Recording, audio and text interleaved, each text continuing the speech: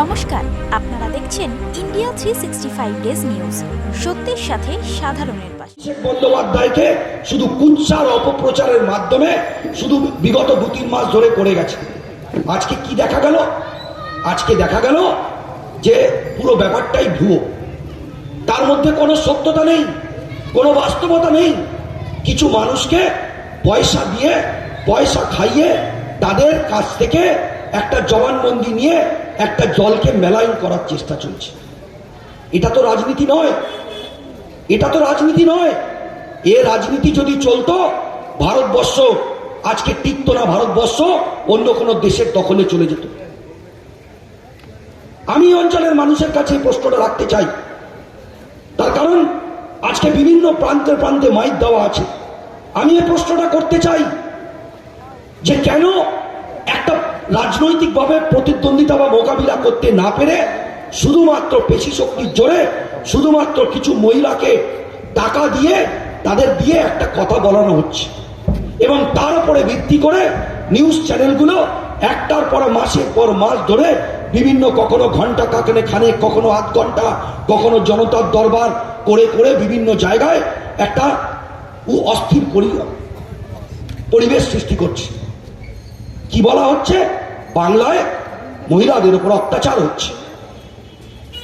আজকে যারা বিজেপির বহু মানুষ আমাদের এই বক্তব্য শুনছেন, যারা বিজেপির কর্ণধার আছে, যারা বিজেপির স্বেচ্ছাসেবক আছে, তাদের কাছে একটা প্রশ্ন রাখতে চাই।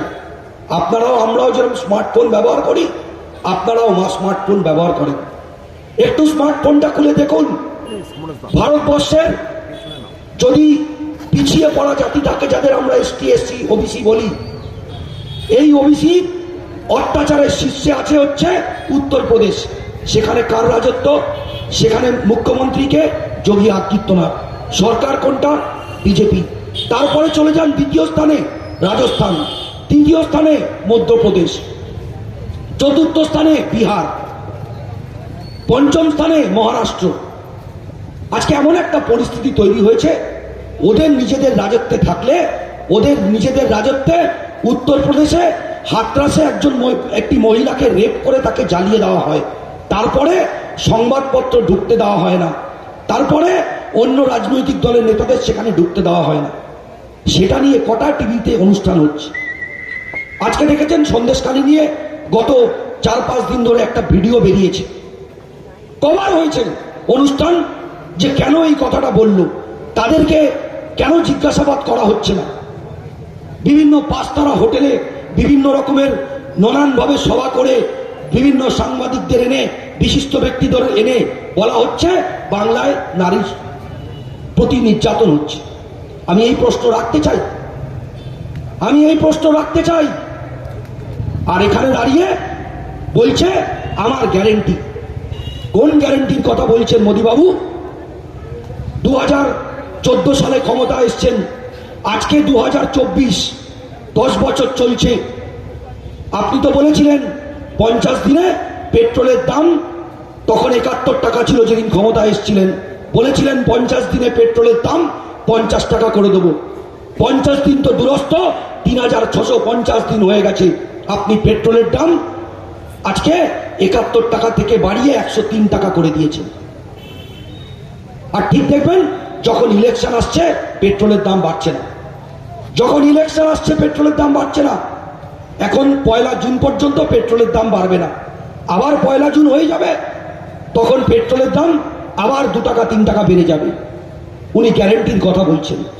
মানুষ এই গ্যারেন্টি নেবে কিনা আপনাদেরকে স্থির করতে হবে। দ্বিতীয় গ্যারেন্টি কি বলেছিল? বিদেশ থেকে সমস্ত কালো টাকা এনে দেব, প্রত্যেকের ব্যাংক অ্যাকাউন্টে 15 লাখ টাকা করে দিয়ে দেব। কি হয়েছে ফল? নোটবন্দি করিয়েছিল। আমার মা বোনেদের ঘরে শাড়ির ভাজে, তোষকের ভাজে যে 50 টাকা 100 টাকাগুলো ছিল, সেই 50 টাকা 100 টাকাগুলোকে ওরা বলেছে ওগুলো ব্ল্যাক মানি, ব্যাংকে জমা করো। নোটবন্দি করেছে, 6 মাস বাদে আরবিআই বলেছে নোটবন্দি ভারতবর্ষের অর্থনীতিকে ধ্বংস করে দিয়েছে। অথচ যেখানে খোঁচা মারার, যেখানে যত বড় বড় শিল্পপতিরা আছে, যাদের সঙ্গে আমাদের ওই দাড়িওয়ালা বাবুর প্রচুর ছবি আছে, মেহুল চোকসি থেকে শুরু করে নীরব মোদী থেকে শুরু করে হাজার হাজার লক্ষ লক্ষ কোটি টাকা মেরে নিয়ে বিদেশে চলে গেছে, তাদের ধরতে পারছে না। আর 15 লাখ টাকা, 15 লাখ টাকা কেন, 15 পয়সা আপনাদের এখানে কেউ আসেনি, সেটা আপনারাও জানেন, সেটা আমার বলার অপেক্ষা রাখে না। তৃতীয় গ্যারান্টি কি দিয়েছিল? মূল্য নির্ধারণ করব, মূল্য নিয়ন্ত্রণ করব। দৌড়াবে দৌড়াবে তো, আর ভয় আমি কাউকে পাই না। আমি এমন কিছু করিনি যেটার জন্য আমাকে ভয় পেতে হয়। ইডি ডাকো, সিবিআই ডাকো, সামান দাও, 12 घंटा ধরে इंटरोगेट करो, अरेस्ट करो, जा पड़ो करो। ये सर कटेगा लेकिन झुकेगा नहीं। नाम है तृणमूल कांग्रेस, झुकेगा नहीं। और मुद्दे ही लाख बुरा चाहे तो क्या होता है, वही होता है जो मंजूर बंगाल की जनता होता है। इसी बात का डर है ना आपको मोदी जी, ये डर हमें अच्छा लगा, ये डर हमें बहुत अच्छा लगा। কাজে এই লড়াইটা এত সাহস হলে কোথা থেকে পাওয়া যায়? সামনে বসে থাকে, এই যে এখান থেকে পাই, এখান থেকে সাহস পাই। সাহসটা যেন বজায় থাকে, আশীর্বাদ করবো। আর আমি লড়াই চালিয়ে যাচ্ছি। 1 জুন আসছে দিন, একটু ট্র্যাডিশনাল স্লোগান দিতেই হয়, তাই দিচ্ছি।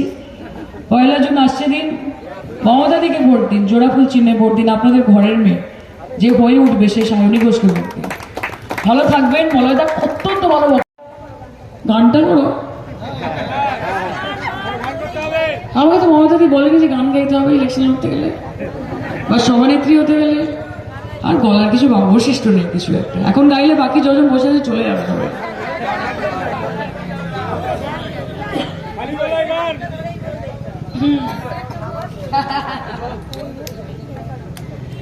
চাতক প্রয়হর নিশি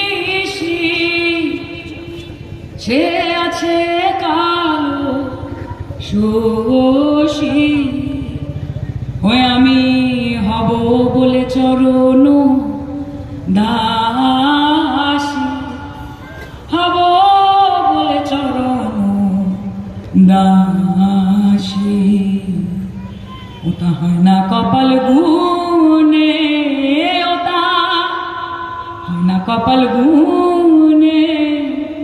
ওই আমার মনের মানুষের সনে, ওই আমার মনের মানুষের সনে। মিলন হবে কত দিনে, মিলন হবে কত দিনে। 4 জুন তো হয়ে যাবে তো মিলন। আপনারা পাশে থাকবেন আমার সঙ্গে। আমাকে একজন আজকে সকালবেলা র্যালিতে বলেছে আমরা কিন্তু খুব মজা করতে পারি। আমি বাবা মজা করতে পারি ভাবছি, কিছু অন্য কিছুর জন্য ডাকছে, লাইট জল এই সেই ইত্যাদি। আমি হ্যাঁ বলুন বলুন কি করতে হবে? বলছে আমরা অনেক মজা করতে পারি। আমি আমি কি করতে হবে? আমাদের সাথে মজা করতে হবে। এত সুন্দর চাহিদা, এত কম চাহিদা বলুন। আচ্ছা আমরা আনন্দের মজায় সবাই ভালো থাকি, আমি শুধু এইটুকু চাই এবং আপনারা আশীর্বাদ করবেন। এবং বাকিটা তো যদি তোর ডাক শুনে কেউ না আসে তবে একলা চলো রে।